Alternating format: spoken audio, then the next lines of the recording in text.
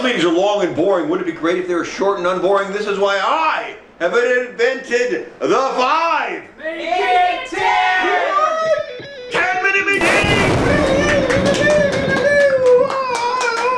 I think the first applause I think I got ever. All right, Jim Balkenstein here with the October 17th Ashland City Council meeting. The mayor and council all marched in stone-faced 15 minutes late after a private 2-hour executive session meeting where they were scheduled to talk about the new city attorney and a review of the city manager. That's the second city manager review this month, so what was going on? And the mayor said, the mayor goes, she goes, this one goes like, she goes, nothing happened in that 2-hour meeting.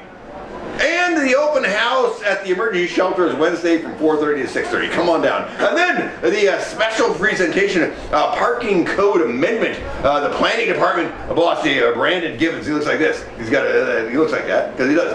He says, state mandates require the city to change our parking codes by December 31st of 2023. We also have our climate-friendly areas designated to have fewer parking spots, thereby tricking people into driving less and buying bicycles.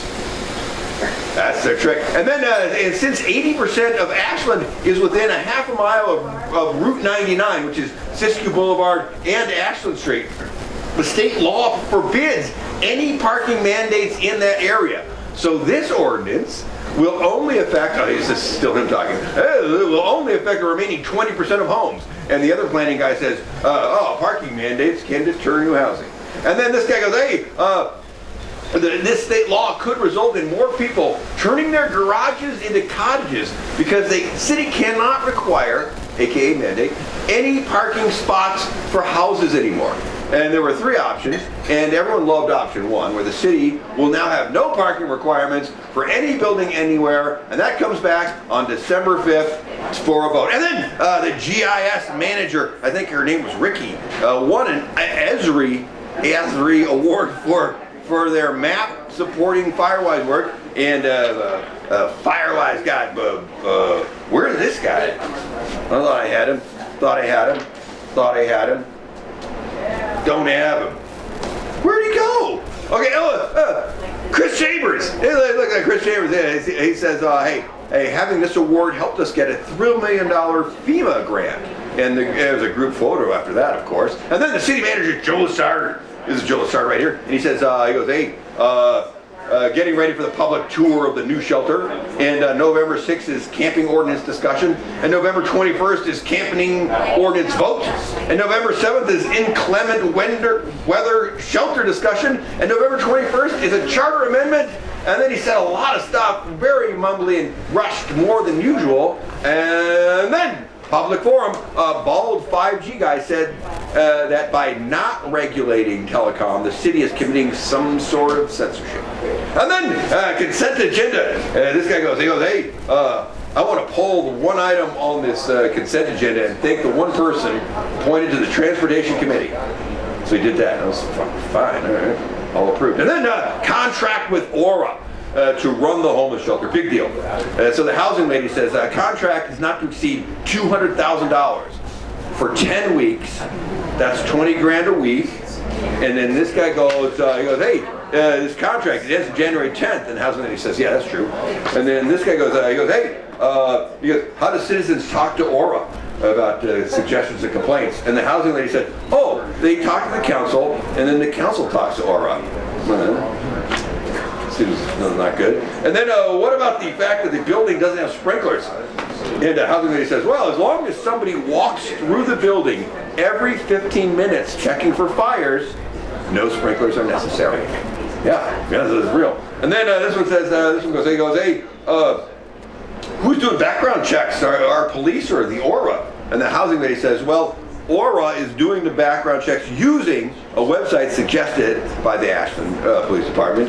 And this guy goes, is there going to be screening? And he was talking about screens, not anyway. And here we go. Lifetime city worker Sabrina Cotta, she looks like this. She says, we are aiming the shower trailer door at the building and temporary screening is not set up yet. And this guy goes, do we have an expanded police staff or liaison? And this one says, she goes, no, it's not budgeted. And then this one says, hey, we were at the League of Oregon Cities, and looks like there's going to be more money for shelter after January 10th, by the way, FYI. And then a public forum about just the shelter, and a scarf lady said, the dusk to dawn news. The night lawn isn't fair and remains in the dark. I don't know if she was being metaphorical or literal, but they were both true. And then Clay Street lady said, in fall and winter, noise and light will pollute our neighborhood because, no leaves on the trees and stuff. And then a down jacket lady said, our neighborhood has felt left out of this process. And the glasses lady said, I'm fine with the homeless. It's the transients. Transients are the problem, and they loiter and threaten us. And then this guy says, he goes, hey, I move to approve the contract with Aura, and staff should collect community comments. And this one says, sure, I agree with that. And then this guy goes, man, how many people am I missing? Where'd he go?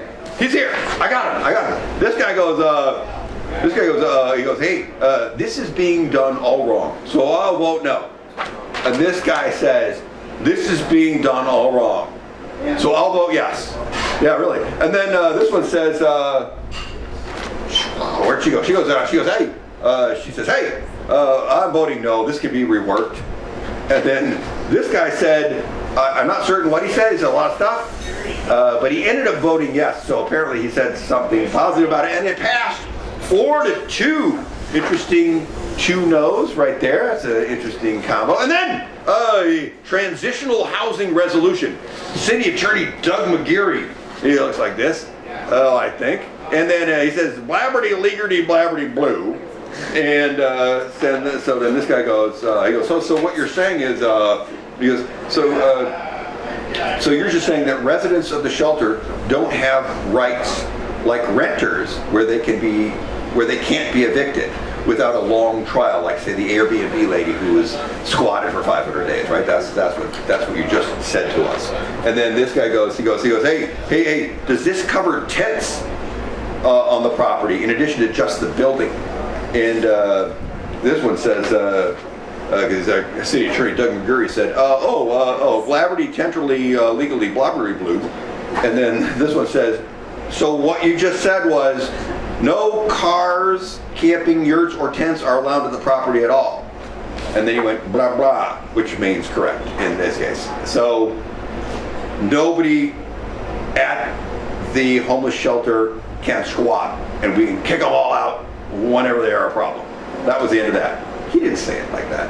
He said blah, and I just said that. Okay, then filling the city recorder's vacancy. Apparently the vacancy since August 31st. So the city needs to fill the spot by October 31st. Yeah. So the city wants to put Alyssa in there, whoever she is. I don't know who she is. And then City Attorney Joe Lassard, he looks like this.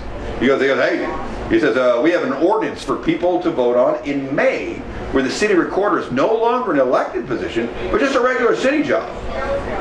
And then there was public forum. And ghost from the past, former councilor Russ Silbiger showed up. And he doesn't get a photo. He said, the city recorder used to be in an important elected position. You, councilors, are all appointing someone behind closed doors without any public involvement.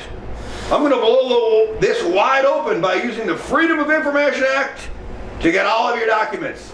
And then he turned in some paperwork to get all the documents, I assume.